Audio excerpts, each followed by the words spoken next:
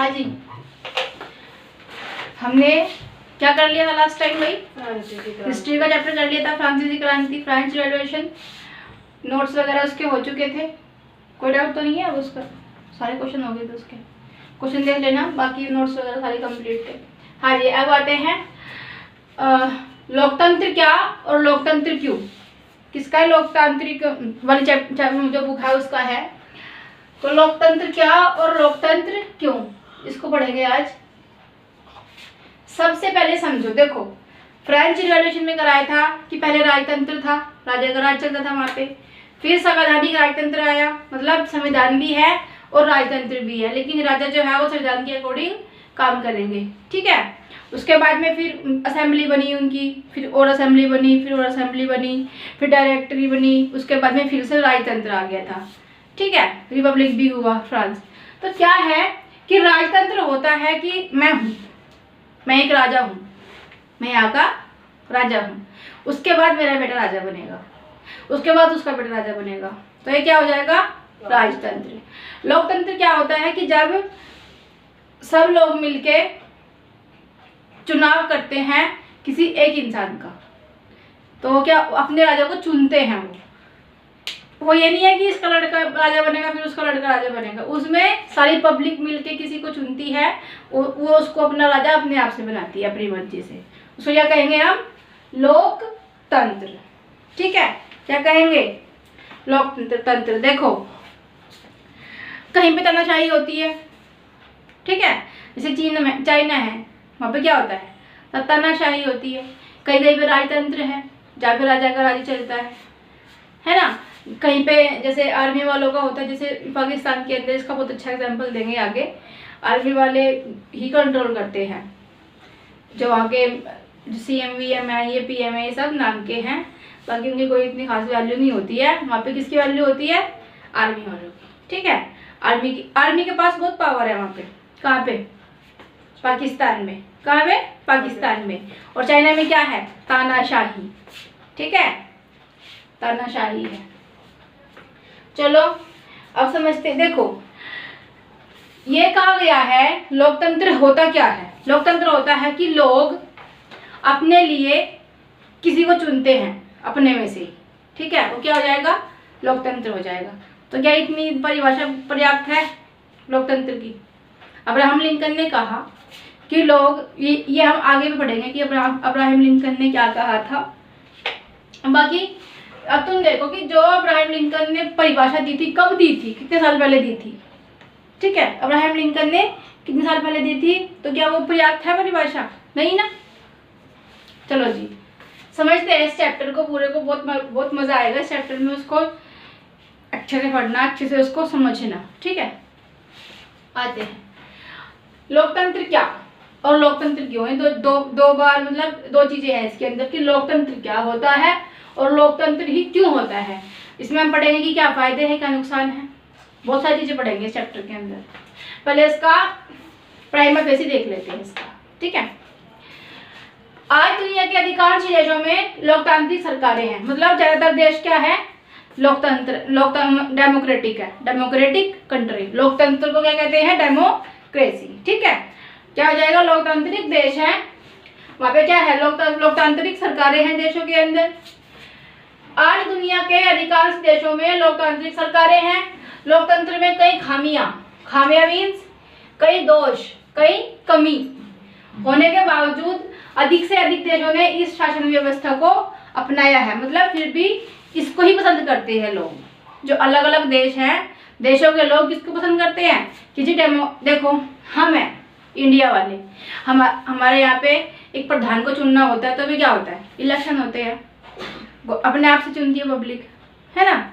जो प्रधानमंत्री होता है उसको अपने आप से चुनती है, जो MLA होता है उसको, MLA वगैरह को अपने आप से चुनती है पब्लिक, प्रधान को अपने आप से चुनती है, जो तुम्हारा चीफ मिनिस्टर होता है उसको अपने आप से, सब अपने आप से चुने जाते हैं। तो क्या है ये? बिल्कुल निष्पक्ष चुनाव होता है, कोई किसी के ऊपर कोई प्रेशर नहीं है कि तुम उसको ही वोट दो, तुम्हारी मर्जी, तुम किसी को भी वोट दो, है ना। तो क्या हो जाएगा यहाँ पे? क्या है हमारी कंट्री? लोकतांत्रिक है कि नहीं? लोकतांत्रिक है। हमारा देश क्या है? लोकतांत्रिक है, डेमोक्रेटिक कंट्री है इंडिया। तो जो चाइना है वो भी कहता है कि हम भी डेमोक्रेटिक है, पाकिस्तान कहता है कि हम भी डेमोक्रेटिक है। तो हम ये समझेंगे, मैक्सियो कहता है कि हम भी डेमोक्रेटिक है, तो हम ये चीज़ समझेंगे कि वो क्या रियल में वो डेमोक्रेटिक है ये नहीं है, ठीक है, सच में वो लोकतांत्रिक देश है या बस ऐसे ही है। ओके, चलो जी। लोकतंत्र में कई खामियां होने के बावजूद भी अधिक से अधिक देशों ने इस शासन व्यवस्था को अपनाया है। वो चाहते हैं कि हम लोकतांत्रिक बने। इससे यह स्पष्ट होता है कि लोकतांत्रिक व्यवस्था अधिक से अधिक लोगों को पसंद आई, कि ज़्यादा से ज़्यादा लोग वाइड एरिया में लोग किसको पसंद करते हैं, लोकतांत्रिक, ठीक है, किसको, डेमोक्रेसी को पसंद करते हैं।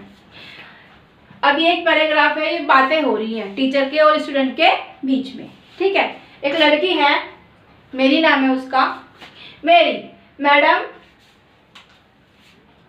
हाँ जी, मेरी कह रही है कि मैडम मुझे यह तरीका ठीक नहीं लगता कि पहले लोकतांत्रिक व्यवस्थाओं के बारे में चर्चा की और अब आकर हम लोकतंत्र का मतलब जानने की कोशिश कर रहे हैं। देखो मैं तुम्हें अभी लोकतंत्र की डेफिनेशन नहीं बताऊंगी, चैप्टर के बिल्कुल लास्ट में बताएंगे इसकी डेफिनेशन क्या होती है। पहले चैप्टर को पढ़ेंगे, उसको देखेंगे, समझेंगे, जानेंगे उसके बारे में, उसके बाद सबसे लास्ट में हम इसकी डेफिनेशन को पढ़ेंगे, ठीक है। इसकी डेफिनेशन को हम सबसे लास्ट में पढ़ेंगे। मुझे यह तरीका ठीक नहीं लगता कि पहले लोकतांत्रिक व्यवस्थाओं के बारे में चर्चा की, पहले तो हमने लोकतांत्रिक व्यवस्था के बारे में जाना, उसके बारे में बातें की, ठीक है, और अब आकर हम लोकतंत्र का मतलब जानने की कोशिश कर रहे हैं और अब हम सोच रहे हैं कि लोकतंत्र होता क्या है।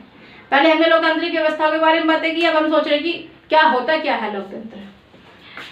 मेरे कहने का मतलब है कि इस काम को हमें सबसे पहले करना था, कि पहले हमें यह जानना चाहिए था कि लोकतंत्र होता क्या है, उसके बाद में हम कुछ करते, और पहले अध्याय वाली पढ़ाई अब करते। क्या ऐसा नहीं हो सकता, मतलब क्या है ठीक है या गलत। अब देखो तुम्हें इसमें से कुछ भी समझ नहीं आया होगा। ये पेन है, अब ये बताओ कि हमें पता है कि इससे लिखना होता है, ठीक है, इससे हम कुछ भी लिख सकते हैं, ओके।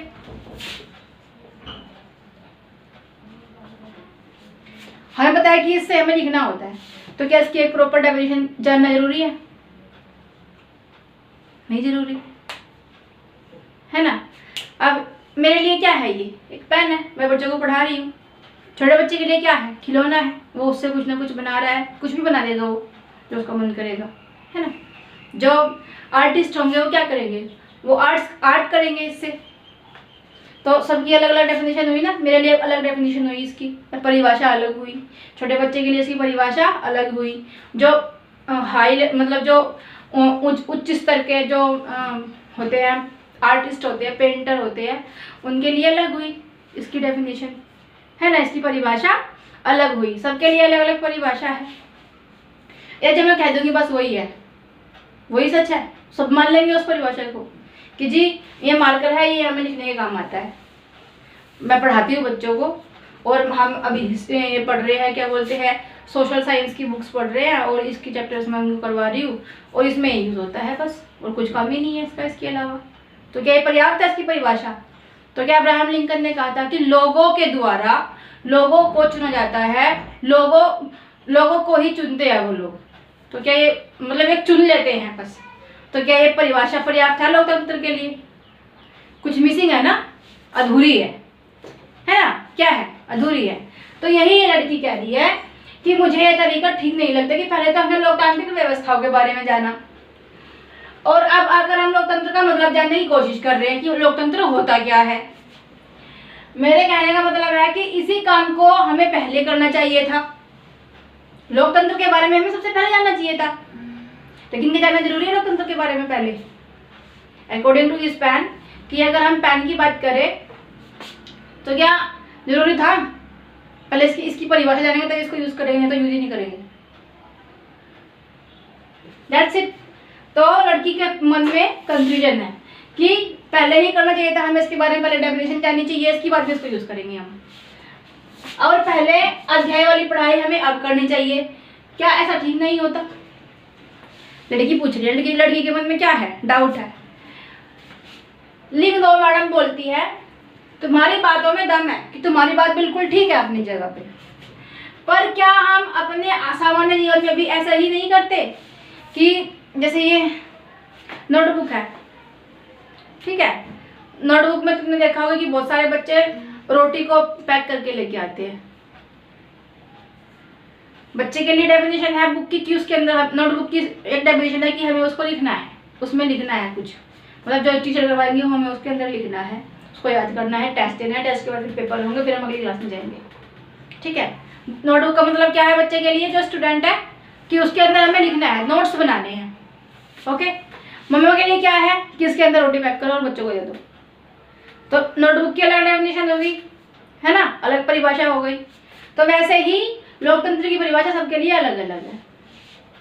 अगर एक ही बंदा, एक ही व्यक्ति किसी चीज को बना देगा कि हाँ जी ठीक है ये और यही रहेगा, तो सब हर एक उस बात को नहीं मानेगा, है ना। चलो जी दोबारा पढ़ लेते हैं इसको। तुम्हारी बातों में दम है, तुम्हारी बात बिल्कुल ठीक है कि हमें पहले इसके बारे में पता होना चाहिए, बाद में हम इसकी बात करेंगे। लेकिन क्या हम सामान्य जीवन में भी ऐसा करते हैं कि पहले उसकी डेफिनेशन जानेंगे? अब रोटी है, हमें पता है रोटी खाते हैं पेट भरता है उससे, ठीक है, फिर 4-5 घंटे बाद फिर रोटी खाते हैं फिर पेट भरता है, या बस इतना ही है। लेकिन अगर हम साइंटिस्टों के पास जाए तो क्या कहेंगे कि उससे हमें क्या मिलता है, एनर्जी मिलती है, कार्बोहाइड्रेट्स मिलते हैं, मिनरल्स मिलते हैं, सब मिलता है ना। अगर हम साधु संतों के पास जाएंगे तो कहेंगे कि भूखे रहो, व्रत रखो, उपवास रखो। रोटी क्या है, सबकी अलग अलग क्या है डेफिनेशन है सबके अकॉर्डिंग। तो क्या हम अपने सामान्य जीवन में भी ऐसा ही नहीं करते कि बिना डेफिनेशन को जाने ही उस चीज को हम यूज कर लेते हैं ना। क्या हम कलम, बरसात या प्रेम जैसे शब्दों का उपयोग करने से पहले उसकी परिभाषा जानते हैं? अब तुम प्यार करते हो अपनी मम्मी से, फिर वो एक अलग चीज है जो देखो प्यार, अगर प्यार मोहब्बत की बात करें तो प्यार, ठीक है, प्यार एक वर्ड है, लेकिन क्या प्यार की कोई परिभाषा है? जो गुरु होता है और उसका शिष्य होता है उसके बीच का एक अलग प्यार होता है। जो मम्मी होती है और बच्चा होता है उनके बीच का एक अलग प्यार होता है। जो बहन और भाई होते हैं उनके बीच का एक अलग प्यार होता है। जो फ्रेंड का एक अलग प्यार होता है ना, होता है। तो प्यार की कोई एक स्पेसिफिक डेफिनेशन नहीं है कोई डेफिनेशन इस प्यार की नहीं है। तो मैडम कह रही है कि तुम्हारी बात बिल्कुल ठीक है, पर अब मुझे ये बताओ कि हम क्या सामान्य जीवन में, क्या हम रेगुलर लाइफ है हमारी, उसमें जो हम करते हैं, क्या सबसे पहले उसकी डेफिनेशन जानते हैं तब उसको हमको करते हैं? हमें बस ये पता है, हमें इतना पता होना चाहिए कि क्या है, क्या होगा इसका, बस खत्म छुट्टी। अब इसकी प्रॉपर डेफिनेशन क्या होगी, ठीक है। क्या हम कलम, बरसात या प्रेम जैसे शब्दों का उपयोग करने से पहले इनकी परिभाषा स्पष्ट करना जरूरी मानते हैं? किसी को आती है बरसात की डेफिनेशन क्या है, कलम की डेफिनेशन क्या है, प्यार की डेफिनेशन क्या है, घर की क्या डेफिनेशन है? समझ में आ रहा चैप्टर? अब आया होगा समझ में कि इसमें पूरे में क्या कहा, अब समझ में आया होगा ये। जरा सोचो, क्या हमारे पास इन शब्दों की बहुत स्पष्ट और सर्वमान्य परिभाषा है? जो ये शब्द है कलम, बरसात, प्रेम, क्या हमारे पास इसकी ऐसी परिभाषा है कि जो हम कह देंगे सब मान लेंगे उस चीज को? नहीं ना। जरा सोचो, अच्छा हो गई। शब्दों का उपयोग करके ही हम उनका अर्थ जानते हैं। जब हम इसको यूज करेंगे तो हमें पता चलेगा कि इसे हम लिख भी सकते हैं। जब एक दिन इसकी इंक खत्म हो जाएगी तो ये क्या हो जाएगा, फेंक देंगे इसको, है ना। जब हम इसको किसी आर्टिस्ट को दे देंगे तो वो इसका अलग यूज करेगा। बच्चों को दे देंगे तो अपने फेस पे ड्राइंग बना लेगा, घर में बना देगा ड्राइंग, कुछ भी कर लेगा, मतलब इसके अंदर मिट्टी भर देगा। तो सबकी अलग अलग क्या है डेफिनेशन है। तो शब्दों का उपयोग करके ही हम उनका अर्थ जानते हैं, मतलब जब हम इनको उपयोग करेंगे चीजों को तभी हम उनके मतलब को जान पाएंगे। समझ में आया? नहीं आया? एक बार और समझा देती हूँ दोबारा से। देखो, आज की दुनिया में बहुत सारे सरकारें जो है वो लोकतांत्रिक है, बहुत सारे देश जो है वो डेमोक्रेटिक कंट्री है। इधर समझ में आया? लोकतंत्र में कई सारी कमियां भी हैं, लेकिन फिर भी लोग बाग क्या करते हैं, उसी को अपनाना पसंद करते हैं, है ना। इससे यह पता चलता है कि लोकतांत्रिक व्यवस्था को बहुत वाइड एरिया में लोगों ने पसंद किया है कि जी हमें तो डेमोक्रेटिक कंट्री ही चाहिए। ठीक है, ये 3 लाइनें समझ में आ गई। आगे आते हैं। एक लड़की है जो कह रही है कि मैडम आप मुझे ये बताओ कि पहले हमें लोकतंत्र क्या होता है इसके बारे में जानना चाहिए, ना कि फालतू की चीज़ों के बारे में। डेफिनेशन क्या है? अब मैडम कह रही है कि जो अब्राहम लिंकन ने दी थी डेफिनेशन, कि लोगों के द्वारा, लोगों के लिए लोगों को चुना जाता है। ठीक है, हम अपने लिए किसी को चुनते हैं, हम लोग हैं। ठीक है, लोगों के द्वारा लोगों के लिए चुना जाता है, कि वो अपने लिए किसी को चुनते हैं कि ये हमारा भला करेगा। ठीक है, तो क्या डेफिनेशन पूरी है, मतलब कंप्लीट है? नहीं है ना कंप्लीट। तो फिर मैडम ने इस बच्चे को ये एग्जांपल्स दिए कि जैसे प्यार की कोई स्पेसिफिक डेफिनेशन नहीं है, बरसात की कोई स्पेसिफिक डेफिनेशन नहीं है, पैन की कोई डेफिनेशन नहीं है, घर की कोई डेफिनेशन नहीं है, बच्चों की कोई डेफिनेशन नहीं। किसी के बच्चे बहुत अच्छे होते हैं, किसी के बच्चे बहुत नालायक होते हैं। वो कहते हैं कि हमारे बच्चे तो बड़े नालायक है जी, वो कहते हैं कि हमारे बच्चे तो बहुत अच्छे हैं। तो बच्चों की भी क्या हो गई डेफिनेशन। अब ये तो नहीं कह सकते कि बच्चे भगवान का रूप होते हैं, बच्चे बहुत अच्छे होते हैं, बच्चे बन के सच्चे होते हैं। अब हर कोई बच्चा तो ऐसा नहीं होता ना, सब बच्चे अलग अलग होते हैं, तो बच्चों की एक स्पेसिफिक डेफिनेशन नहीं हो सकती। वैसे ही लोकतंत्र की कोई स्पेसिफिक डेफिनेशन हर किसी के मन में अलग अलग चीज है भी। ठीक है, अब समझ में आया? यस।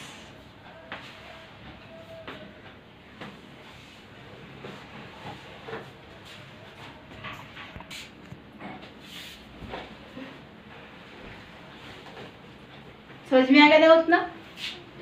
आगे समझते हैं। लेकिन तो मैडम क्या कह रही है उस बच्चे को कि देखो, हमें परिभाषा की जरूरत तभी पड़ती है जब हमें किसी शब्द का उपयोग करने में परेशानी होती है कि जी ये क्या है, हमें नहीं पता। जैसे सहनशीलता, नहीं पता क्या होता है। सहनशीलता होता है कि हम कितना बर्दाश्त कर पा रहे हैं। ठीक है, सहानुभूति, सहानुभूति क्या होता है? मान लो किसी का नुकसान हो गया तो हम वहाँ जा रहे, कोई बात नहीं, भगवान सब ठीक करेगा, तो एक सहानुभूति दे रहे हैं, उसको सिंपैथी दे रहे हैं। ठीक है, चलो आगे बढ़ जाते हैं। हमें बारिश की परिभाषा की जरूरत तब होती है जब हमें बूंदाबांदी और बादल फटने जैसी स्थिति के और सामान्य बरसात जो होती है उसमें फर्क करना हो। मतलब बूंदाबांदी हो रही है और बादल फट रहा है, और सामान्य बरसात, जो बरसात वैसे होती है, नॉर्मली रेन होती है। ठीक है, तो जब हमें पता करना होता है, मान लो कि उत्तराखंड में बादल फट गया, उत्तराखंड में बादल फट गया, तो क्या कहेंगे? बारिश हो गई? नहीं कहेंगे ना। और अगर बूंदाबांदी हो रही है और बिना छाते के लोग बिना छाते के ही घूम रहे हैं रोड पे, तो क्या कहेंगे कि बारिश हो रही है? ये कहेंगे कि बादल फट गया? ये कहेंगे उसको? नहीं ना। तो बरसात की जो वर्ड है उसकी परिभाषा की जरूरत हमें तब पड़ती है जब हमें बूंदाबांदी में और बादल फटने में फर्क करना है और हमें नहीं पता कि बरसात क्या होती है।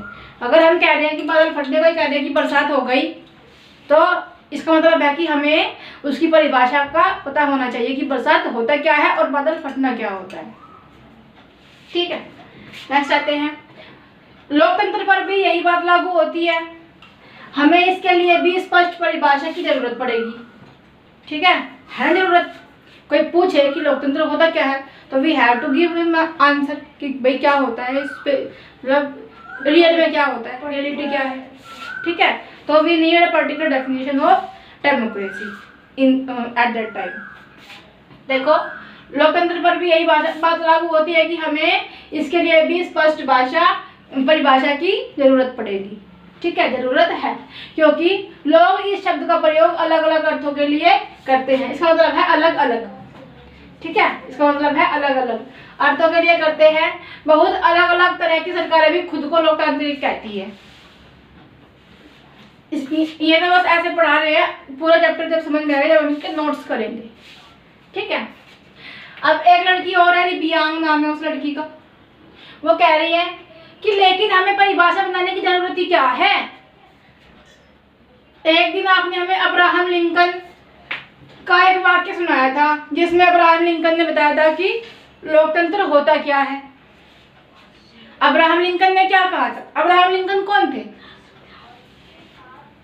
अब्राहम लिंकन 16वें राष्ट्रपति थे। कहाँ के? अमेरिका के। और उन्होंने लोकतंत्र की एक परिभाषा दी थी। तो क्या उस टाइम पे जो उन्होंने इतने साल पहले दी थी, तो क्या वो अब तक सफिशिएंट है? वो नहीं है ना। लेकिन हमें परिभाषा करने की क्या जरूरत है, क्योंकि अब्राहम लिंकन तो हमें ऑलरेडी एक परिभाषा दे चुके हैं। क्या दिया है उन्होंने? कि लोगों के लिए, लोगों की और लोगों के द्वारा चलाने वाली शासन व्यवस्था को लोकतंत्र कहते हैं। उन्होंने कहा था कि जब लोग अपने लिए किसी को चुनते हैं, अपने में से ही शासन करने के लिए अपना राजा अपने आप चुनते हैं, तो उस शासन व्यवस्था को लोकतंत्र कहते हैं। लोक मतलब लोग, जनता, तंत्र मतलब शासन। ठीक है। मेघालय में हम स्वयं पर राज करते रहे हैं, ये लड़की कह रही है ये बात कि मेघालय में हम स्वयं पर राज करते रहे हैं, इससे सभी लोग मानते भी हैं। हमें इसमें बदलाव करने की जरूरत क्या है? अब बच्चा है, क्वेश्चन तो पूछेगा। ठीक है। तो बच्चे ने कहा कि हमें तो नई डेफिनेशन बनाने की या नई डेफिनेशन ढूंढने की जरूरत है ही नहीं। हमें तो अब्राहम लिंकन ने कह दिया कि जब लोगों के द्वारा लोगों के लिए लोगों को बनाया जाता है राजा, उसको हम लोकतंत्र कहते हैं। Got it? No problem. ठीक है।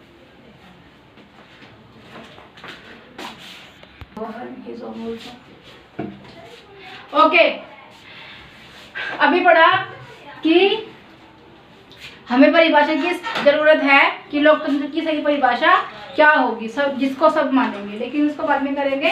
पहले ये करते हैं कि लिंग तोमर मैडम ने उस बच्चे ने कहा उसका क्या आंसर दिया। देखो,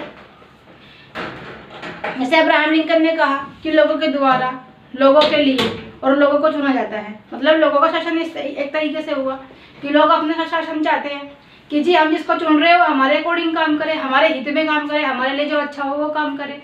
तो एक तरह से क्या होगा? लोगों का शासन होगा। तो वैसे अब्राहम लिंकन ने कहा कि लोगों के द्वारा लोगों के लिए और लोगों को चुना जाता है, मतलब एक तरह से लोगों का शासन होता है, तो उसको हम क्या कहेंगे? लोकतंत्र कहेंगे। लेकिन लिंगदो मैडम क्या कह रही है अब कि मैं यह नहीं कहती कि इसमें बदलाव की जरूरत है। जो डेफिनेशन अब्राहम लिंकन जी ने दी थी उस टाइम पे, तो मैडम कह रही है कि मेरे अकॉर्डिंग ये नहीं है कि भाई इसमें कुछ बदल दो, लेकिन वो क्या है? वो डेफिनेशन अधूरी है ना। मुझे भी यह परिभाषा बहुत सुंदर लगती है, जो परिभाषा अब्राहम लिंकन ने दी वो भी अच्छी लगती है सबको। ठीक है, सब सहमत है उससे। जब तक हम इस मसले पर खुद से विचार ना करें, हमें कोई चीज खुद से भी सोचनी चाहिए। ठीक है, सपोज कि तुम लोग अब बड़ी क्लास में जाओगे और सब्जेक्ट चूज करने पड़ेंगे, तो तुम अपने अकॉर्डिंग करोगे या जो कोई अच्छा, मतलब जो टॉपर है तुम्हारी क्लास का या जो अच्छा पढ़ाई करता है और उसके अकॉर्डिंग या तुम्हारे अकॉर्डिंग कोई अपने सब्जेक्ट चेंज कर लेगा? तुम अपने मन से करोगे ना। तो क्या कह रही है कि खुद से भी विचार करना चाहिए। खुद से विचार ना करे तब तक यह है तय करना मुश्किल होगा कि लोकतंत्र की सही सर्वोत्तम परिभाषा क्या है, कि क्या यही सर्वोत्तम परिभाषा है, सबसे ठीक परिभाषा यही है, एक पूरी है, मतलब बिल्कुल सफिशिएंट है ये। तो हमें किसी चीज को सिर्फ इस आधार पर स्वीकार नहीं कर लेना चाहिए, हमें किसी बात को सिर्फ इस वजह से नहीं मानना चाहिए कि उसको प्रधानमंत्री जी कर रहे हैं। ठीक है। अब वो कह रहे कि सपोज कि कोई बड़ा लाइक जैसे अडानी अंबानी हो गया कि वो उसमें LIC में इन्वेस्ट कर रहे हैं, तो जरूरी नहीं है कि हम भी करें उसको। वो कह रही है वो एडवर्टीजमेंट दे रहे हैं, जैसे बहुत सारे सेलिब्रिटी होते हैं एडवर्टीजमेंट देते हैं, हेयर ऑयल का देते हैं, शैम्पू का देते हैं, सोप का देते हैं। ठीक है, हमारा जो वॉशिंग पाउडर होता है उसका देते हैं ऐड। तो जरूरी नहीं है कि जो वो कह रहे हैं और हम भी उसके पीछे चल पड़े, जरूरी नहीं है ना ऐसा। हमें हमारे में भी तो दिमाग दिया भगवान ने, हम भी तो उसको यूज करेंगे। तो यही मैडम कह रही है कि हमें किसी चीज को सिर्फ इस आधार पर स्वीकार नहीं कर लेना चाहिए कि किसी बहुत नामी गिरामी आदमी ने उसके लिए बहुत कुछ अच्छा कहा है और सभी लोग उसको फॉलो कर रहे हैं। ठीक है, हमें अपने दिमाग में यूज कर लेना चाहिए। समझ में आया? यस। नेक्स्ट आते हैं। तो अब एक लड़की और है, योलंदा नाम है उसका, योलंदा। वो कह रही है कि मैडम क्या मैं कुछ कह सकती हूँ? ठीक है, हाँ जी तुम भी बोलो, सब कह रहे हो तुम भी कुछ कहो। इसमें क्या है? हमें कोई परिभाषा परिभाषा तलाशने की जरूरत है ही नहीं, कि हमें तो परिभाषा ऑलरेडी मिली हुई है, हमें कोई परिभाषा तलाशने की जरूरत नहीं है। मैंने कहीं पढ़ा है, उस बच्ची ने कहीं पढ़ा है कि डेमोक्रेसी यानी कि लोकतंत्र, लोकतंत्र को डेमोक्रेसी कहते हैं इंग्लिश में, ठीक है। डेमोक्रेसी यूनानी शब्द है, मतलब ये यूनान से लिया गया, ठीक है। कहाँ से लिया गया? यूनान से लिया गया है। तो इसका डेमोक्रेसी यूनानी शब्द है और ये डेमोक्रेशिया से बना है। तो यूनान में डेमोस का मतलब होता है लोग और क्रेशिया का मतलब होता है शासन, कि लोगों का शासन। इस प्रकार डेमोक्रेसी का मतलब क्या हो जाएगा कि लोगों का शासन। तो यही सही अर्थ है, फिर परिभाषा की क्या जरूरत है। लड़की क्या कह रही है कि जब सही अर्थ हमें मिल गया तो परिभाषा की जरूरत क्या है। लेकिन हम चैप्टर के बिल्कुल लास्ट में समझेंगे कि परिभाषा की जरूरत है या नहीं है, एकदम स्पेसिफिक इसकी परिभाषा क्या होनी चाहिए, क्या नहीं होनी चाहिए। जो लिंकन जी ने दी, क्या वो स्पेसिफिक परिभाषा थी, पूरी थी, कंप्लीट थी, या उसके अंदर कुछ बदलाव की जरूरत है, या फिर वो अधूरी है, उसको पूरी कैसे करें, ठीक है। इन सब के बारे में हम जो चैप्टर होगा उसके बिल्कुल लास्ट में जानेंगे कि अर्थ इसका मतलब क्या है डेमोक्रेसी का। पहले इसको समझ लो, ठीक है। तो ये तो कुछ बात थी इनके बीच में। अब हम एग्जाम्पल आगे चैप्टर में एग्जाम्पल लेंगे, चाइना का भी एग्जाम्पल लेंगे, पाकिस्तान का भी लेंगे, इंडिया का भी, भारत का भी भारत तो है ही हमारा डेमोक्रेसी कंट्रीज का, तो क्या एग्जाम्पल ले, मतलब मैक्सिको का, मतलब कई सारी चीज़ों का एग्जाम्पल जब हम समझेंगे तो ये और क्लियर हो जाएगा, ठीक है। ओके, ये और क्लियर हो जाएगा।